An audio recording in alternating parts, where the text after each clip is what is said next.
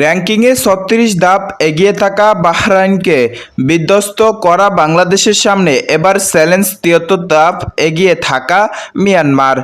তবে সহকারী কোচ মাহবুবুর রহমান লিটু বলেছেন, শক্তিমত্তার পার্থক্য নিয়ে চিন্তিত নন তিনি।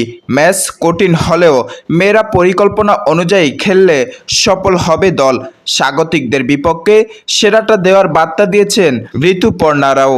বাহরাইনকে উড়িয়ে আত্মবিশ্বাসী বাংলাদেশ দল।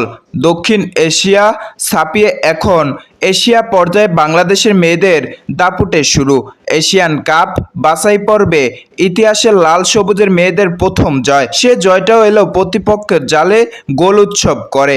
র্যাঙ্কিংয়ে ৩৬ ধাপ এগিয়ে থাকা বাহরাইনকে ৭-০ গোলে ব্যবধানে নাস্তানাবুদ করে এবার আসর প্রথম জয় তুলে নিল বাংলাদেশ।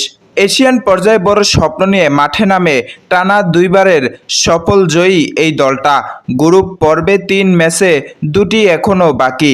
একটি ম্যাচে স্বাগতিক মিয়ানমারের বিপক্ষে লড়বে লাল সবুজ, আর পরের ম্যাচে তুর্কমেনিস্তানের মুখোমুখি হবে বটলার শিষ্যরা।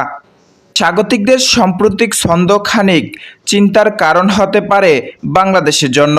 এশিয়ান কাপ বাছাই পর্বে নিজেদের প্রথম ম্যাচে তুর্কমেনিস্তানকে ৮-০ গোলে ব্যবধানে হারিয়েছে মিয়ানমার। স্বাগতিকদের র্যাঙ্কিং চিন্তার কারণ হলেও ম্যাচ বাছাই ম্যাচ জয়ের লক্ষ্য দলের মিডফিল্ডার ঋতুপর্ণা চাকমা বলেন, আমাদের প্রথম ম্যাচ শেষ এবং আমরা ভালো ফলাফল আদায় করে নিয়েছি। পরবর্তী ম্যাচের লক্ষ্য নিয়ে প্রস্তুতি নিচ্ছি। দ্বিতীয় ম্যাচের জন্য কোচ যে নির্দেশনাগুলো দেবেন আমরা কাজে লাগাবো এবং আমাদের সেরাটা দেওয়ার চেষ্টা করব।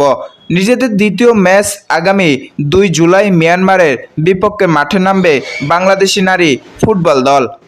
Saiful Islam Sunny, news desk. আসসালামু আলাইকুম।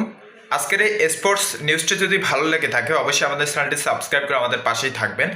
আর সবসময় আপনাদেরকে একটা কথা আমি বলে থাকি, আপনারা যারা ঘরে বসে অনলাইন থেকে ইনকাম করতে চাচ্ছেন আপনাদের জন্য একটি চ্যানেল রয়েছে SR আর্ন বাংলা, সেই চ্যানেলটি আপনারা ভিজিট করতে পারেন। আমাদের এই চ্যানেলের বাইরে কিন্তু সেই চ্যানেলের লিঙ্ক রয়েছে, আপনারা সরাসরি সেই চ্যানেলটিতে প্রবেশ করবেন।